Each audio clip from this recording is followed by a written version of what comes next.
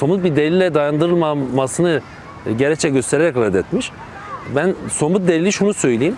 96'da abim orada yaşamayı yitirdikten sonra Sinan Karakolu'nda görevli uzman çavuş babamı çağırıyor karakola, diyor ki gidin nüfusta çocuğunuzun vefat olduğuna dair nüfusa bildirin.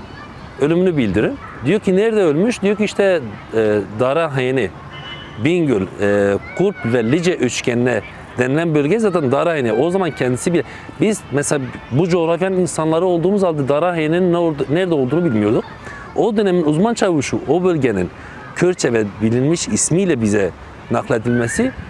Babam nüfusa gidiyor, nüfus memuru diyor ki cenaze olmadan ben sana böyle bir ölümü veremem. Yani somut bir belge olması lazım. Ölümünü kabul etmiyorlar. O da karakolun beyanları üzerine başvuruyor. Nüfus müdürü o zaman kabul etmiyor. En son 2011 yılında başlatılan süreçte ben kendim bu durumu araştırmak istedim. Yapraklar Dökülünceye dek adlı bir kitapta bunun bilgisinin geçtiği bilgisini aldım. O dönemde 96'daki Atmaca operasyonunun tamamını anlatan bir kitap bu. Ve o kitapta hepsinin dönemde orada bulunan kişilerle yapılan röportaj sonucu elde edilen, gerçek verilerle elde edilen bir kitap. Ve o kitapta şeyi söylüyor, işte Bismillah Avraş işte şatonun deniz sularına bırakılıyor yaralı olarak. Hatta kimisi yaşamını yitirdiği de söyleniyor. Sultan adında bir Hilvanlı bir kadınla beraber sulara bırakılıyor. Biz mesela o suyun nereye doğru aktığını sorunca mezarın bulunduğu köyde o suyun üzerinde ve o dönemde aynı çatışmadan suyla gelen bir kadın ve bir erkek cesedinin köylüler tarafından bulunduğunu, karakola bildirdiğini, karakol bu cenazeleri aldığını, kendi bahçesinde defnettiğini söylüyorlar. Şimdi eğer bu cenaze karakolun eline geçmemiş olsa, devletin eline geçmemiş olsa Sinan Karakol'un abimin orada yaşamını yitirdiğim bilgisini nereden alacak? Ki devlet muhtemelen o cenazeleri aldı, otopsisini yaptı. Ki ellerinde her türlü bilgiler de var. Devlet şu an kayıp olan, mezarı olmayan binlerce PKK'nın cenaze yerlerini, mezar yerlerini bildiği halde bunu gizliyor. Aslında o mezarlarla birlikte maneviyatlarını gömdüğünü sanıyorlar. Halbuki sen mezarı olsa olmasa bile o insanların maneviyatı yok olmaz yani. Said'in maneviyatı kaybolabildi mi? Seyyid Rıza'nın maneviyatı kaybolabildi mi? Yani hiçbirinin mezarı yok. Seyyid Rıza'nın da yok. Said'in de mezarı yok. Ki binlerce PKK'nin de mezarı yok.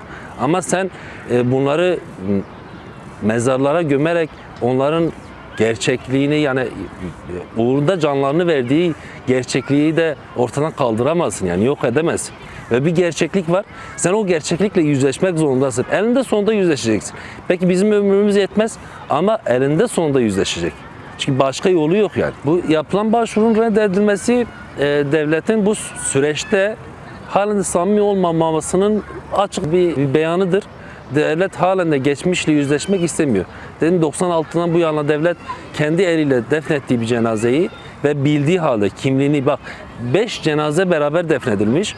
2 kadın 3 erkek. Devlet değilim ama araştırdım. Orada yatanların birçoğunun ailelerine de ulaştım. Birinin ailesi şu an Ankara'da.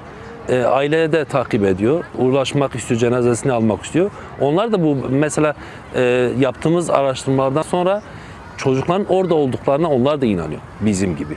Ve biz inanıyoruz ki bizim cenazelerimiz orada ve devlet de bunu biliyor yani. Talebimiz yani reddetmiş olabilir ama biz asla hukuki mücadelemizden vazgeçmeyeceğiz. Yine başvuracağız. Bireysel başvuru yapacağım. Daha önce ihale üzerinde başvuru yapmıştık. Şimdi bireysel başvurumuzu yapıp girişimlerde bulunacağız. Avrupa İnsan Hakları Mahkemesi'ne kadar da yolu var bu işin. Hala annem yaşı biz aslında en çok da annem için istiyorduk cenazenin ulaşılması. Annem 85 yaşında yatalak. Annem gözlerini bu dünyada kapatmadan önce son kez en azından evladının mezarını görmesini istiyorduk. Bizim temel ihtiyacımız, arzumuz da buydu. Annem ömrü yetecek mi bilmiyorum ama benim ömrüm yettiğince ben bu mücadelenin arkasında duracağım ve hukuki mücadele olsun ne olursa olsun bunun peşini bırakmayacağım.